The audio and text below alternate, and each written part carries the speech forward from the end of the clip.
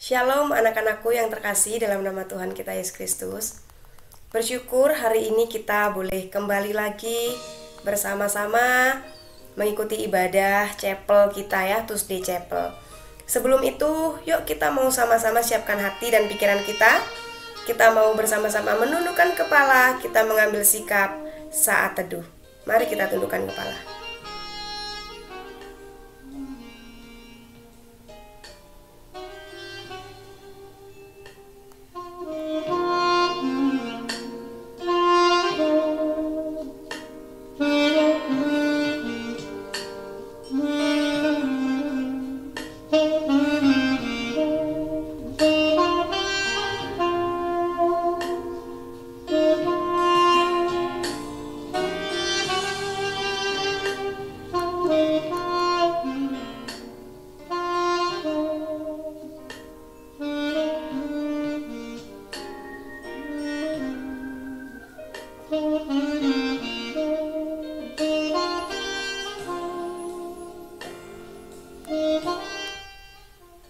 Amin. Biarlah bersama-sama sebelum kita memasuki ibadah, kita mengakui bahwa pertolongan kita ialah dari Allah yang menciptakan langit dan bumi, yang tidak pernah meninggalkan pekerjaan tangannya. Kiranya turunlah atas kita sekalian sukacita dan damai sejahtera daripada Bapa, Tuhan kita Yesus Kristus, dan persekutuan Roh Kudus dari awal ibadah ini sampai akhirnya nanti. Amin. Sebelum kita memasuki ibadah, mari bersama-sama kita dengarkan panggilan beribadah yang terambil dari Yohanes 3 ayat 16-17. Beginilah firman Tuhan. Karena begitu besar kasih Allah akan dunia ini, sehingga Ia telah mengaruniakan anaknya yang tunggal, supaya setiap orang yang percaya kepadanya tidak binasa, melainkan beroleh hidup yang kekal. Sebab Allah mengutus anaknya ke dalam dunia bukan untuk menghakimi dunia, melainkan untuk menyelamatkan oleh Dia. Demikian firman Tuhan. Selamat beribadah. Tuhan Yesus memberkati. Shalom teman-teman. Sebentar kita akan memulai chapel kita pada pagi hari ini. Yuk kita siapkan hati dan pikiran kita untuk menyanyikan lagu Thank You Jesus.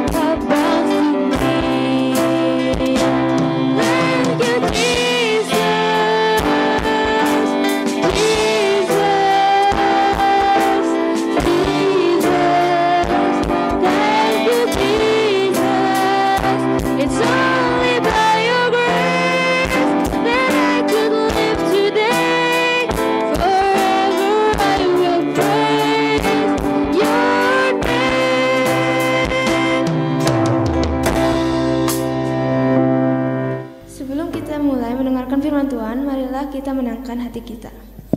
Kebaikan Tuhan tidak pernah habis dalam hidup kita. Mari kita ambil komitmen untuk terus setia dan berjuang sampai akhir. Kita mengangkat pujian tetap setia.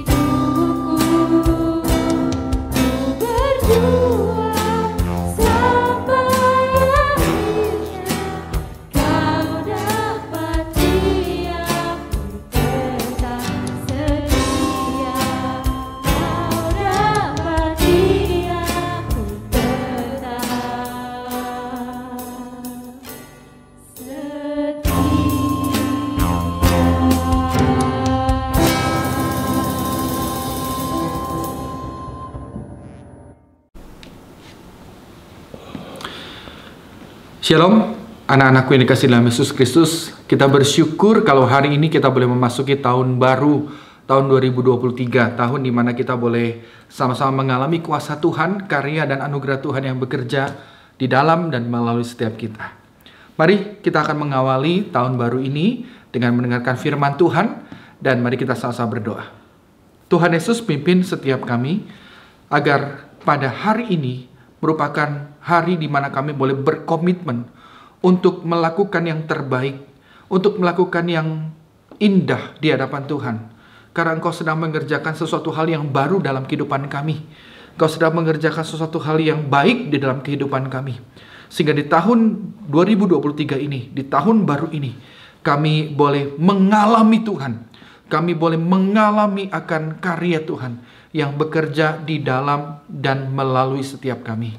Pimpin kami dan pimpin hamba-Mu di dalam menyampaikan firman Tuhan, sehingga setiap kami boleh sama-sama belajar kebenaran firman Tuhan. Di dalam nama Tuhan Yesus Kristus kami bersyukur dan kami berdoa. Amin. Puji Tuhan. Anak-anakku yang dikasihi Tuhan, firman Tuhan hari ini terambil dalam 2 Korintus pasal 5 ayat yang ke-17. 2 Korintus pasal 5 ayat yang ke-17. Satu ayat yang sudah pernah kita dengar, sudah kita baca, ataupun juga mungkin pernah disampaikan atau dikhotbahkan. 2 Korintus pasal 5 ayat yang ke-17, demikian firman Tuhan. Jadi siapa yang ada di dalam Kristus, ia adalah ciptaan baru. Yang lama sudah berlalu, sesungguhnya yang baru sudah datang. Sekali lagi, 2 Korintus 5 ayat yang ke-17. Jadi siapa yang ada di dalam Kristus, ia adalah ciptaan baru. Yang lama sudah berlalu, sesungguhnya yang baru sudah datang. Puji Tuhan, sejauh ini pembaca firman Tuhan, berbahagialah setiap kita yang boleh membaca, merenungkan, akan melakukan kebenaran firman Tuhan dalam kehidupan kita setiap harinya. Nah teman-teman kasih Tuhan, sebelum pergantian tahun dari tahun 2022 menuju tahun 2023, saya bersama dengan keluarga itu mengadakan pesta kecil, ya. Pesta di mana kami boleh makan bersama, ya, di ruang makan, dan kami menikmati hidangan yang kami masak bersama-sama. Nah, di kulkas kami, di tempat pendingin kami itu ada satu botol, satu minuman, ya. Dan minuman itu nampak sangat baik sekali dan nampak ya baik untuk kita bisa minum, kita konsumsi. Namun alangkah mengejutkan ternyata ketika saya buka tutupnya dan saya tuangkan di dalam gelas dan siap untuk diminum, tiba-tiba rasa baunya itu tidak menyegar, ya, tidak cukup aneh. Nah, ketika saya amati dengan baik-baik, saya cium lagi, ternyata baunya udah mulai asam. Rasanya itu kayaknya nggak enak dan saya cicipin dan betul rasanya itu udah asam dan terlihat benar-benar sudah rusak. Nah, ternyata ketika saya lihat yang menjadi masalah itu bukan karena tutupnya kurang tertutup rapi ataupun ada kerusakan dalam bentuk fisiknya, tetapi yang menjadi masalah adalah ternyata tempat kemasan untuk menyimpan minuman itu sudah menunjukkan sudah tanggalnya kadaluarsa. Jadi saya minum minuman yang sudah lewat tanggal, sudah expired begitu. Dan tentu saudara kelihatannya nampak baru, tetapi dalamnya sudah expired. Dalamnya itu sudah usang, dalamnya itu sudah rusak dan harus segera dibuang begitu.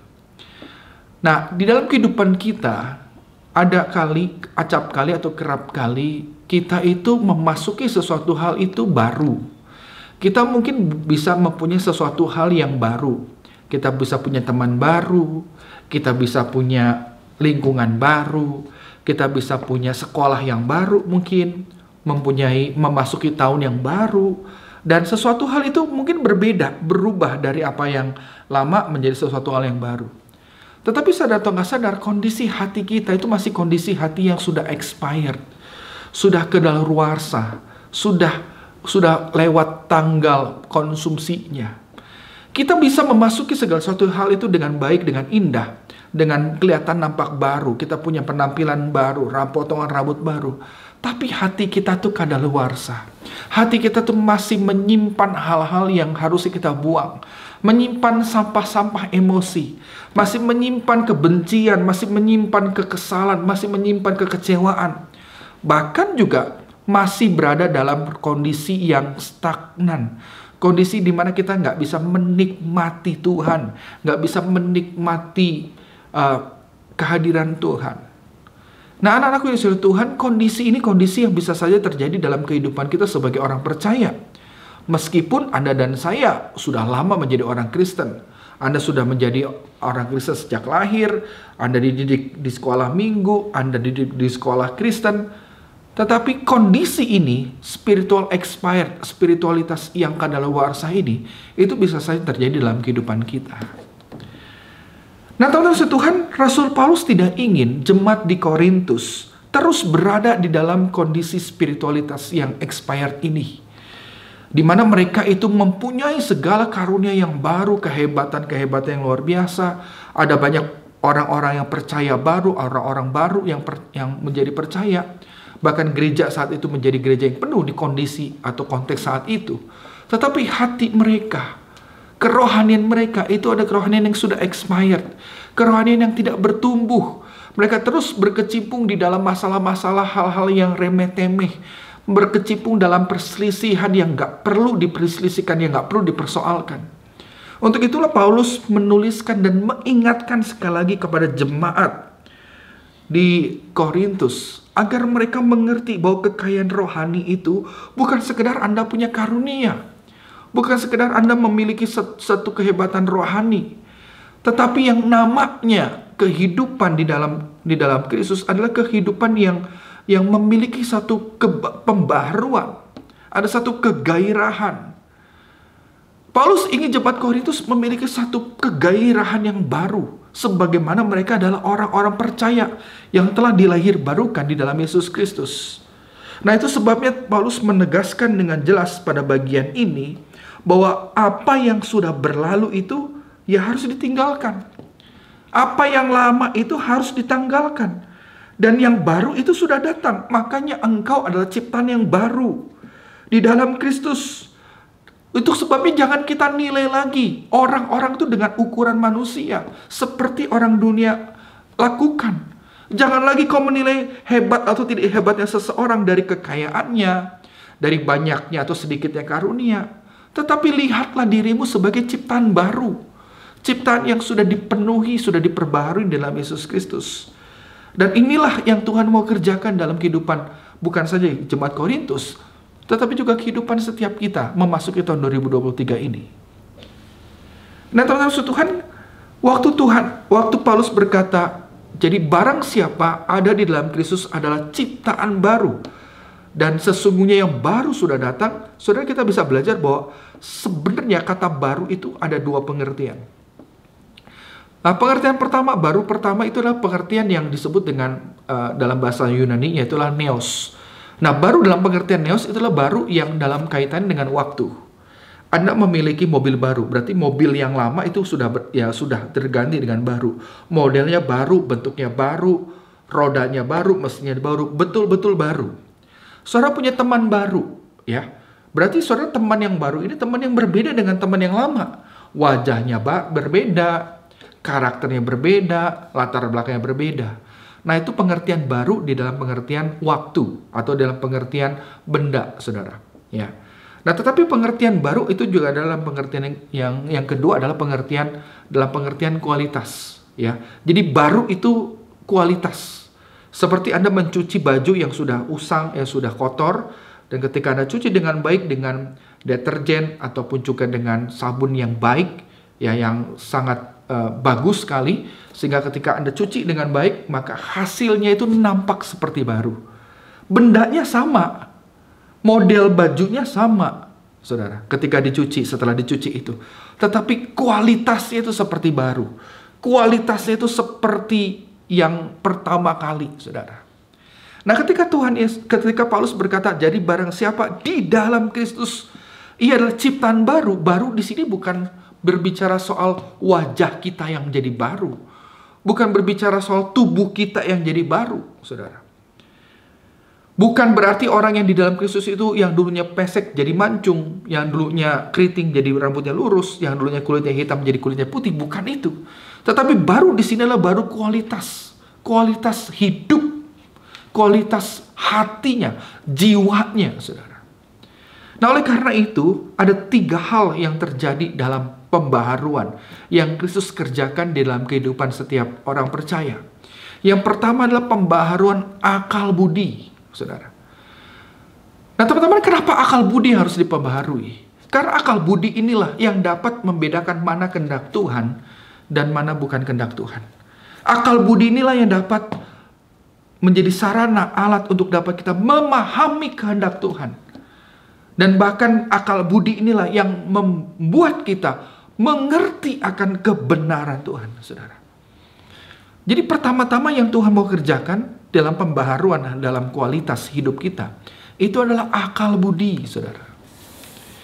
Kenapa akal budi penting sekali dalam kehidupan kita, saudara? Karena akal budi ini seperti tadi saya sudah sampaikan, dapat membuat kita memahami kehendak Tuhan. Dan akal budi ini yang dapat dicerahkan agar kita dapat mengerti apa yang mau Tuhan sampaikan dalam kehidupan kita. Saudara, kenapa banyak orang hidupnya kelihatannya udah nampak baru, sudah memasuki tahun baru, tapi cara berpikirnya, cara hidupnya itu seperti yang sudah kadaluarsa. Karena pola pikir mereka tidak diubah. Karena cara berpikir mereka tidak pernah diubah. Kenapa yang dulunya tahun 2022 kita nampaknya males-malesan, tapi 2023 kita sama-sama males-malesan, meskipun saudara menuliskan banyak resolusi di tahun 2023 ini, tapi saudara nggak bisa mengerjakan itu dengan baik, saudara masih males-malesan, masih punya kebiasaan buruk seperti tahun 2022 yang lalu, karena Anda ataupun banyak orang tidak diperbaharui akal budinya. Saudara, akal budi inilah yang memampukan kita untuk dapat mengerjakan sesuatu hal yang baik, mengerjakan dan mengerti suatu hal yang baik. Nah, barulah ketika akal budi itu diperbaharui, maka pada saat yang bersamaan juga, maka tujuan hidup itu menjadi baru. Dulunya kita tujuan hidup menyenangkan diri sendiri, menginginkan kepentingan diri sendiri. Namun Roh Kudus memperbarui akal budi kita, sehingga dulunya kita hidup untuk diri sendiri, tapi hari ini, di hari yang baru ini, di ciptaan yang baru ini, aku mau hidup bagi Tuhan dan bagi sesamaku. Dulunya aku masih hidupnya masih males-malesan karena pikiranku berpikir masih muda, ya udah penting santai saja. Masih lama hidup ini. Tetapi di dalam Kristus, aku mau tidak menyia-nyiakan hidupku. Jadi kita bisa melihat bahwa akal budi ini memperbaharui tujuan hidup, menghasilkan sebuah tujuan hidup yang baru.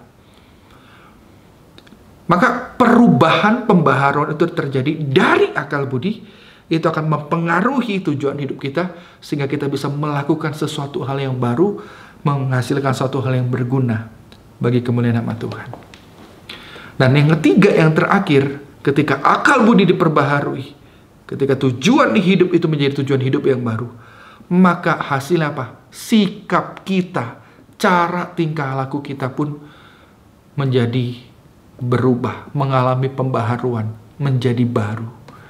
Ketika Anda mengerti bahwa hidup ini, tubuh saya adalah tubuh bait Allah, maka saya akan gunakan tubuh ini dengan sungguh-sungguh di hadapan Tuhan.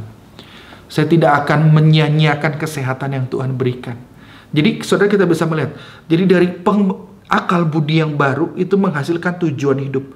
Ada emosi, ada kehendak yang baru. Sehingga maka hasilnya apa saudara? Dari akal budi yang diperbaharui, tujuan hidup kehendak yang diperbaharui itu, maka sikap kita itu kita nggak akan sembarangan. Kalau dulunya kita suka tidur sampai malam, ya merasa diri besok bisa bangun pagi-pagi, tapi nampaknya faktanya malah kita seringkali kesiangan, bahkan gara-gara kesiangan kita terlambat. Tapi pada pembaharuan yang dikerjakan Roh Kudus, aku ngerti tubuhku bait Allah, maka aku harus menjaga diriku baik-baik. Ada tujuan hidup baru. Tahun 2023 aku ingin menjaga diriku dengan baik. Maka saudara, sikapnya apa? Saudara tidak akan tidur malam-malam. Saudara akan kerjakan seluruh tugas rumah, tugas pekerjaan sekolah itu tepat pada waktunya. Nggak lembur-lembur seperti tahun 2002 yang lalu. Saudara kerjakan dengan baik sehingga pada malam hari saudara bisa istirahat dengan baik, besok bangun dengan baik. Saudara, ada pembaruan. Cara berpikir baru itu akan berefek pada hal-hal yang lain. Bahkan juga berefek pada kehidupan kita sehari-hari. Jelas saudara ya, jadi pembaharuan itu mengubah akal budi, mengubah juga tujuan, mengubah kehendak kita, dan mengubah tingkah laku kita. Dan itulah yang disampaikan oleh Paulus pada bagian ini. Barang siapa ada ciptaan baru, maka dia adalah memiliki pembaruan dalam akal budi, tujuan hidup, dan bahkan tingkah pun itu menjadi yang baru. Rekan-rekan usaha Tuhan, saya percaya betul tahun 2023 inilah tahun dimana kita bisa mengalami satu pembaharuan yang ada. Pembaharuan yang ada. Di tahun 2022 yang lalu kita tahu ya saudara, itu ada Piala Dunia ya, Piala Dunia. Nah, di salah satu Piala Dunia itu ada satu hal yang menarik yang bagi banyak orang itu adalah satu momen yang baru ya buat mereka. Nah, di Piala Dunia 2022 yang lalu saudara ya, memang ada beberapa sistem yang baru ya. Yang pertama misalnya yang terjadi dalam permainan sepak bola itu adalah sistem pergantian pemain. Biasanya cuma 3 kali boleh ganti main. Tapi di Piala Dunia itu bisa 5 orang diganti. Dan ada beberapa sistem-sistem yang lainnya saudara ya. Nah, tetapi di balik Piala Dunia atau sistem sepak bola aturan yang baru, tapi ada satu suasana baru yang terjadi, yaitu yang dilakukan oleh tim supporter ya, tim supporter dari Jepang saudara. Nah, dituliskan dengan jelas saudara ya, dan itu digambarkan di tanggal 27 November 2022 yang lalu ya, ketika supporter atau timnas Jepang itu bertanding melawan Costa Rica. Nah, setelah bertanding itu para supporternya itu nggak langsung tinggal lapangan saudara. Biasa seperti supporter yang lainnya habis selesai pertandingan sudah mereka tinggalkan, dan bahkan mungkin ada beberapa bekas-bekas air minum, bekas-bekas makanan, bungkus makanan itu terletak di mana saja. Tapi yang dilakukan oleh tim supporter Jepang saat itu, setelah mereka selesai bertanding ataupun menyaksikan pertandingan, para supporter itu bersama-sama tanpa diperintah, mereka sama-sama langsung mengumpulkan bekas-bekas minuman, sampah yang mereka gunakan atau yang mereka gunakan selama mereka menonton pertandingan. Dan mereka kumpulkan itu masing-masing, semuanya mereka kumpulkan. Mereka bersihkan stadion itu, terutama tempat di mana bagian di mana para supporter Jepang itu mendukung kesebelasan mereka, saudara. Mereka bersihkan semuanya, ditaruh di sampah dan dibuang pada tempatnya. Nah, saudara, momen ini tuh ditangkap oleh wartawan dan dipublish di seluruh dunia, saudara. Dan tim supporter Jepang ini mendapat pujian yang luar biasa. Dan ada salah satu seperti reporter dari Qatar, ya, dia orang Qatar. Dia saksikan, dia sampaikan bahwa ini adalah pemandangan yang baru buat saya, dia bilang. Kenapa? Karena dibandingkan dengan supporter yang lain, ini supporter yang membersihkan, yang mau beritikat baik membersihkan sampah-sampah ataupun juga bekas makanan, bekas minuman yang mereka gunakan itu setelah pertandingan. Ini pemandangan baru buat saya. Dia bilang begitu. Nah, teman-teman saudara Tuhan, kalau dunia saja itu bisa menampilkan sesuatu hal yang baru, dan bahkan orang itu terkesima dengan sesuatu hal yang baru yang gak pernah mereka lihat, apalagi kita anak Tuhan. Saya percaya betul saudara, pada hari ini, tahun 2023 ini adalah tahun di mana Anda dan saya itu bisa menciptakan kesempatan untuk melakukan hal yang baru, hal yang indah di hadapan Tuhan. Kenapa? Karena Anda adalah ciptaan yang baru. Oleh karena itu hari ini, di tahun 2023 ini, saya rindu kita memiliki akal budi cara berpikir yang baru, kehendak yang baru, bahkan sikap hidup, gaya hidup yang baru. Kalau dulunya kita suka malas-malasan, yuk hari ini tinggalkan itu. Tanggalkan itu, dan kita lakukan sesuatu hal yang penuh dengan indah, baik. Kita dulunya malas-malasan, sekarang tahun 2023 ini karena Kristus, karena Roh Kudus yang ada, yang telah memperbarui hidup saya. Saya mau hidup rajin, saya mau sungguh-sungguh, saya mau giat belajar. Kalau saudara dulu sukanya mengejek, sukanya berpikiran negatif, berkata-kata tajam terhadap orang lain, hari ini saya mau memperbaiki perkataanku. Karena saya sudah menjadi ciptaan yang baru di hadapan Tuhan. Hari ini, mari kita ciptakan momen-momen yang baru. Momen-momen yang indah, yang menyenangkan hati Tuhan. Kiranya Tuhan Yesus memberkati dan memberikan satu sukacita kita dalam memasuki tahun 2023 ini. Mari kita berdoa. Tuhan, pimpin kami agar sungguh kami boleh memiliki cara hidup yang baru, sebagaimana tujuan yang baru dan kehendak yang baru yang dinyatakan sebagaimana pembaharuan akal budi kami. Tuhan, maafkan kami kalau kami mungkin memasuki tahun 2023 ini dengan cara yang sama seperti tahun-tahun sebelumnya. Kami memasuki suasana yang baru ini, mungkin kami melakukan sesuatu hal yang kadaluarsa, Tuhan. Ampuni kami Tuhan hari ini. Melalui firman Tuhan hari ini kami mau berkomitmen. Kami mau melakukan sesuatu hal yang baik, yang berkenan di hadapan Tuhan. Karena kami adalah ciptaan yang baru, dan Tuhan mengerjakan suatu hal yang indah bagi setiap kami.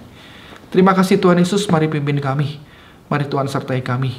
Sehingga di tahun ini adalah tahun kemenangan, tahun sukacita, tahun di mana kami mengalami satu pembaharuan yang nyata, dan kami melakukan pembaharuan dalam hidup kami, bagi sesama kami, bahkan dalam gereja kami, bahkan dalam dunia ini. Di dalam nama Tuhan Yesus Kristus, kami bersyukur dan kami berdoa. Amin. Amin. Tuhan Yesus memberkati.